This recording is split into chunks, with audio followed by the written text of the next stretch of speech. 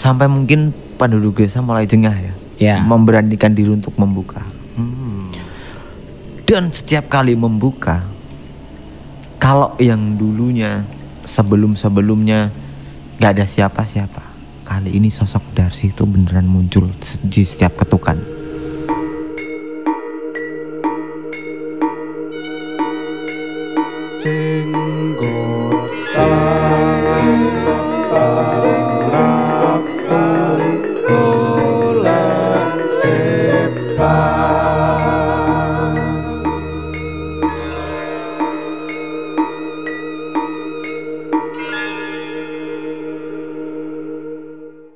Selamat datang di Jenggotan, Jeng Ratu Golek Setan. Dunia bukan hanya tempat bagi manusia, tapi juga bagi mereka yang tidak kasat mata. Jadi mari kita berbagi cerita. Oke. Sudah ada cerita yang kini sudah dipegang oleh kawan yang ada di sebelah kanan saya, yaitu Mamat aka Bob, yang dia dapatkan entah dari email atau dari cerita dari teman Anda. Silahkan dibacakan untuk penonton kita pada episode kali ini. Ini cerita saya dapatkan dari kiriman seorang teman. Oke. Dia pengen banget diceritakan ini. Oke. Dia nggak tahu ini dapat dari mana, tapi keren sih ini ceritanya. Cuman ya dia ngirimnya dari voice note gitu sih, kayak cerita gitu. Jadi bisa ya kirim lewat voice note ya? Oh bisa banget. Voice Misalnya note. males nulis, males ngetik apa, rekam aja pakai recorder di HP, Ya. ntar kirim aja ke email anak-anak. Bisa. Oke. Bisa banget. Dia tuh cerita kayak orang bener gitu. Tuh, Ceritanya. Makanya pas tak dengerin tak ulang-ulang gitu.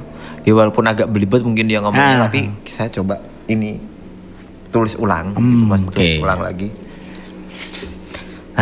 Ini dia cerita ini katanya dia itu diceritakan sama budenya. Oh, budenya. Budenya ini udah cukup sepuh ya mungkin umurnya.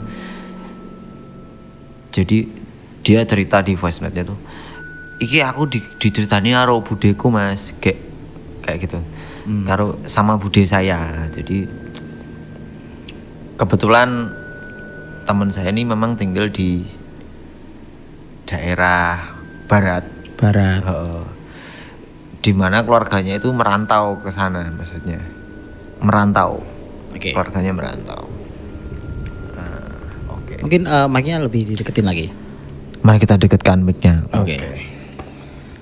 Aku tak maju biar enak. Nah. Jadi budenya ini merantau karena ikut orang tuanya. Oh sorry, yang merantau budenya berarti. Budenya ikut sama orang tuanya, yaitu mungkin pendahulunya mungkin ya, leluhurnya. Kalau enggak kakeknya ya inilah pokoknya. Oke.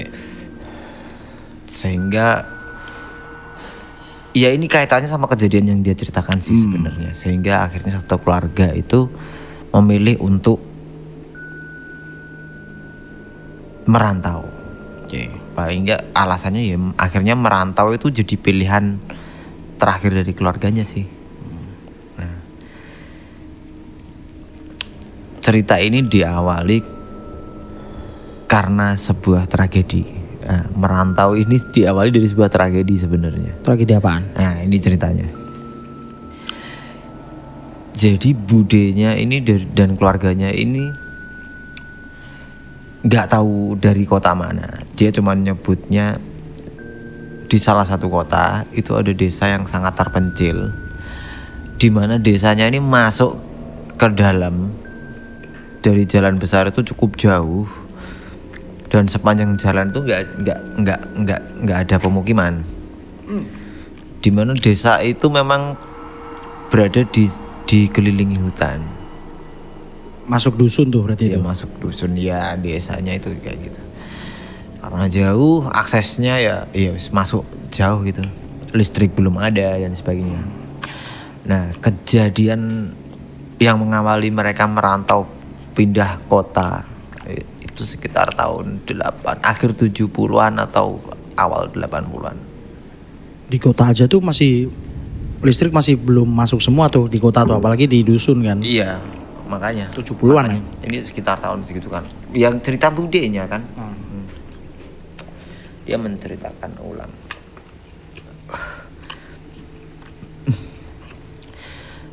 Jadi si orang tuanya budenya ini anggap saja budenya ini menceritakan leluhurnya itu pindah bapaknya mungkin ya, which is mungkin ya kakeknya dia, kakeknya si temanku ini yang ngirim. Dulu di desanya itu tenang-tenang aja sebenarnya di desa itu.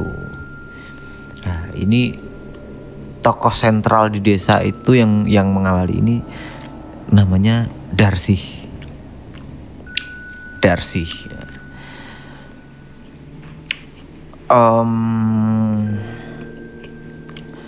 Keluarga Darsi ini diceritakan adalah sosok keluarga yang kaya raya dan sebagainya. Pada suatu ketika Darsi ini pergi ke tempat kerabatnya yang mengharuskan dia harus keluar dari desa itu kan otomatis. Selang seminggu dia ini ternyata keluarganya yang kaya raya itu dirampok. Dirampok dan kebetulan di rumahnya yang besar itu seluruh keluarganya dibantai. Enggak cuman seluruh keluarganya, termasuk pekerja dan karyawan bapaknya mungkin ya. Itu dibantai semua. Setelah semuanya dibantai, nah kejadian itu menggembarkan seluruh desa. Kenapa? Karena di malam perampokan terjadi itu ternyata setelah para perampok itu berhasil menguras hartanya si keluarganya Darsi itu, mereka membakar rumahnya, bro. Kayak ada dendam ya perampoknya. Nggak tahu motifnya seperti apa. Lalu kemudian Darsi sepulang dari kerabatnya, dia shock ketika mendapatkan kabar dari penduduk desa kalau seluruh keluarganya sudah dibantai. Pasti. Melihat rumahnya sudah nggak ada, hanya sisa puing-puing terbakar dan segala macam. Darsi yang diantar sama kerabatnya ini seolah-olah shock. Sampai-sampai kerabatnya menawarkan, apa kamu ikut kami aja, kamu udah nggak punya siapa-siapa di sini, dan lain-lain. Namun Darsi menolak. Akhirnya di kala itu dia mungkin kalau di sana mungkin ada yang sosok yang dituakan itu mau memberi tumpangan. Kami tua, iya mungkin, iya kayak itu, mau memberikan tumpangan sama Darsi. Kebetulan mungkin mereka ya merasa kasihan dan sebagainya. Lagi pula Darsi mau tinggal di mana, rumahnya udah nggak ada. Setelah beberapa waktu penduduk desa pun merasa kasihan dan sebagainya. Akhirnya Darsi pun dibuatkan tempat tinggal. Iya meskipun nggak gede tapi cukup untuk dirinya tinggal sendiri. Oh jadi ketika numpang di Kami Tuo gitu kan, di waktu yang bersamaan warga desanya itu bekerja sama untuk membangunkan rumah buat si Darsi itu ya. Iya bener. Nah setelah selang beberapa waktu mulai tinggal dan lain-lain, Darsi yang udah sebatang kara ini mencukupi kebutuhan dia dengan cara mencari bahan makanan ya di hutan kayak gitu. Ya gitulah ya, di hutan dan sebagainya. Dia mulai terbiasa dengan kebiasaan seperti itu. Dia ke hutan buat mencukupi kebutuhan hariannya. Ya wajar, namanya desa kan masih seperti itu ya, zaman dulu pula. Belum ada listrik. Nah ternyata naas, bro. Gimana tuh? Pada suatu ketika Darsi itu ada di hutan, mereka diikuti 3 orang. Dimana 3 orang ini udah terkenal mungkin kalau di desa mereka ya wes preman gitulah. Bajingannya desa itulah pokoknya. Sehingga jarang sekali dari warga desa itu yang mau berurusan sama mereka bertiga. Cukup kita tahu ya, namanya wong bajingan di desa yang kayak gitu ya preman gitu kan ya, kelakuannya ya wis nggak bener pasti. Iya. Nah, Diikutin tuh si Darsi itu. ya ke hutan diikutin. Ternyata si Darsi ini diganggu sama mereka. Oke. Which is Darsi yang sendirian nggak punya siapa-siapa di hutan. Ternyata nasib naas menimpa Darsi. Dia apain tuh? Diperkosa bro. Oke. Perkosa. Sampai pada akhirnya Darsi ini mengalami guncangan mental yang sangat hebat.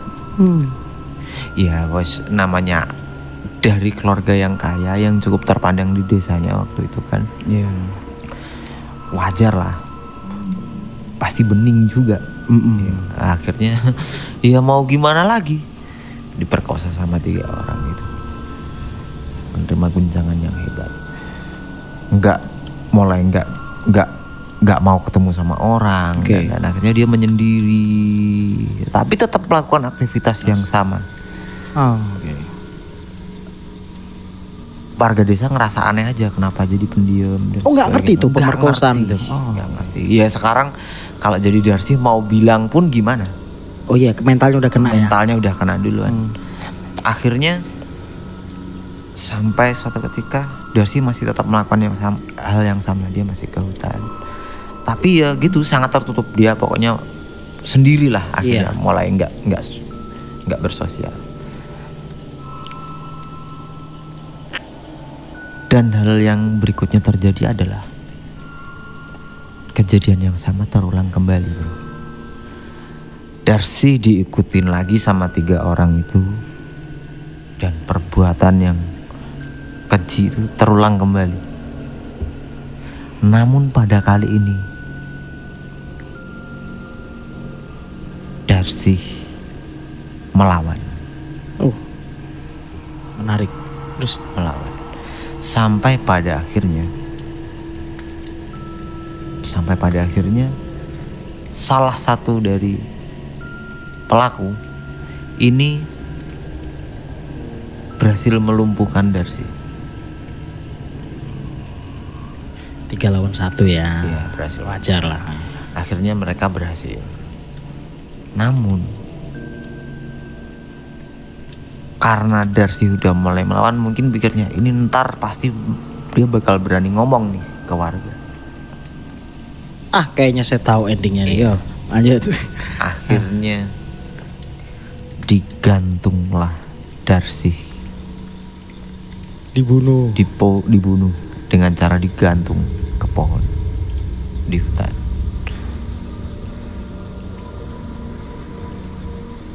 Cukup aneh sih cara membunuhnya digantung ya. Iya, Oke. parah. Akhirnya salah satu orang di desa itu menemukan Darsi. Menemukan dia tergantung, meninggal di dalam hutan. Seluruh orang di desa penasaran.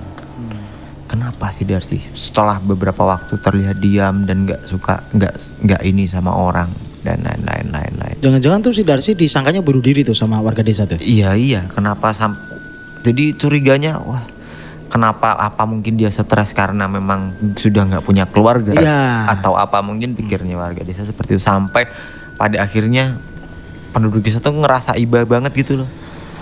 Wah, kasihan banget ya udah ditinggal sama keluarganya, mungkin dia sudah stres berat Sehingga sehingga bunuh dia diri. bunuh diri dan sebagainya. Namun yang tidak diketahui, ada satu penduduk desa, salah satu remaja yang mungkin dia semacam memiliki keterbelakangan mental. Oh, oke. Ternyata dia tahu kejadian itu bro, ketika Darsi diperkosa dan digantung. Tapi dia nggak berani cerita. Oke, lanjut. Oke. Setelah itu, selang beberapa waktu setelah kejadian itu, dan desa itu terasa sunyi, sepi tiap malam. Sampai pada satu ketika ada salah satu rumah warga itu yang diketok pintunya tengah malam. Oke, salah satu rumah warga tiba-tiba ada ngetok pintunya tuh ya.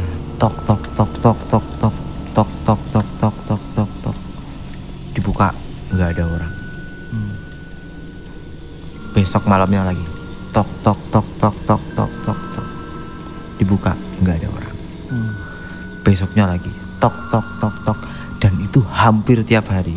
Oke, bertiap malam tuh. Hampir tiap malam, tapi gak pernah ada yang ini. Sampai pada akhirnya warga itu mulai kesal. Siapa sih yang rese tiap malam? Iya. Hampir semua warga di kampung itu merasakan. Hampir semua ya, bukan salah satu rumah ya. Jadi setiap malam itu hampir semua pintu di desa tersebut diketokin. Tapi ketika di bergantian tengok gak ada orang gitu ya, ketika dibukain pintu. Oke. Nah, sampai pada satu ketika satu rumah di mana yang itu yang ninggalin ya si remaja yang itu tadi, keterbelakangan mental itu ya, yang tahu kejadian sebenarnya. Diketok di rumahnya, keluarganya nggak ada yang bangun, cuman bocah itu aja yang bangun. Ketika si bocah itu membuka pintu, dia melihat sosok Darsi dengan pakaian yang sudah lusuh.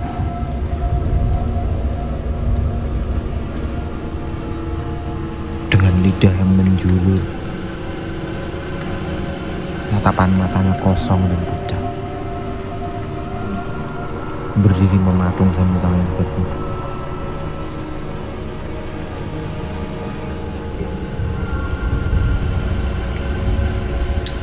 Dia nggak bisa bersuara, bro. Terdiam. Bapaknya si bocah itu bangun. Kenapa le? Dia itu cuman bisa meronta-ronta, sambil nunjuk. Apa sih? Kok pintu depan rumah dibuka? Kenapa?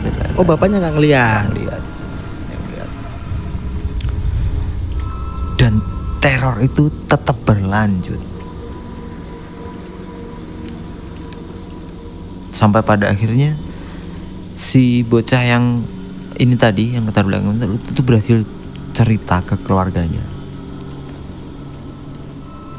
memberanikan diri cerita tentang kejadian itu, karena hampir tiap hari dia diteror seperti itu ya. Mesti warga semuanya diteror, dia merasakan sendiri teror itu, sehingga dia cerita sama keluarganya bahwa yang ngetok itu si Darsi. Oke. Kenapa kok Darsi gini? Ternyata itu Darsi. And then di selang beberapa waktu kejadian teror mengetuk pintu itu masih tetap terjadi dan hampir setiap malam. Gak cuman hampir, bahkan setiap malam. Yeah. Setiap malam penduduk di desa itu sudah merasa kacau. Pokoknya jam berapa pokoknya kalau ada yang ngetuk pintu nggak ada yang berani buka. Okay. Sampai mungkin penduduk desa mulai jengah ya, memberanikan diri untuk membuka. Dan setiap kali membuka, kalau yang dulunya sebelumnya nggak ada siapa-siapa, kali ini sosok Darsi itu beneran muncul di setiap ketukan. Sosoknya sama seperti ketika dilihat sama si anak tadi. Oh, sekarang Darsi memperlihatkan diri ke seluruh warga desa. Warga desa. Dan kejadian itu terjadi berbulan-bulan. Oh. Bahkan ada mungkin sekitar 6 bulan. 6 bulan. Menurut ceritanya ini. Oh, oke. 6 bulan dan lebih dari 6 bulan kemudian sampai pada hampir 1 tahun beberapa warga desa itu mulai merasa nggak nyaman tinggal di desanya sendiri. Mereka nggak tahu harus gimana bisa meredakan situasi itu. Oke. dengan berbagai cara, mulai dari manggil orang pinter sampai orang yang tidak pinter pun dipanggil, Nggak berhasil tuh. nggak berhasil. Walaupun si anak yang keterbelakangan mental itu sebetulnya udah berani cerita ya. Sudah Dan berani itu cerita. pasti ceritanya kan kesebar pasti. Kesebar, Dan sudah, kebenarannya di kan seluruh sudah tahu sudah tuh warga tahu. desa tuh. Cuman seluruh warga desa nggak ada yang berani nyamperin. Terus akhirnya gimana tuh? Akhirnya pada satu ketika keluarga pertama yang memiliki pikiran untuk keluar dari desa dan nggak mau tinggal di sana lagi adalah leluhurnya dia ini. Kami tuonya ya. Bukan yang ngirim cerita nih. Oh, budenya. Iya, bapaknya, orang tuanya itu. Oke. Mungkin waktu itu budenya itu masih kecil mungkin ya waktu itu. Jadi si budenya yang di awal tadi, budenya si pengirim cerita ini, Iya. ternyata itu adalah orang pertama yang punya inisiatif untuk meninggalkan desa Orang itu. tuanya mungkin. Inisiatif untuk meninggalkan desa itu karena sudah terganggu dengan teror si Darsi itu ya. Oke. Sadar sih. Terus akhirnya gimana tuh? Semua warga desa ikutan? Pada akhirnya diceritakan satu persatu warga desa mulai meninggalkan ini desanya Oh iya sih. Itu satu persatu. awal 80-an ya, akhir 70-an, Iya. awal 80-an ya. Iya.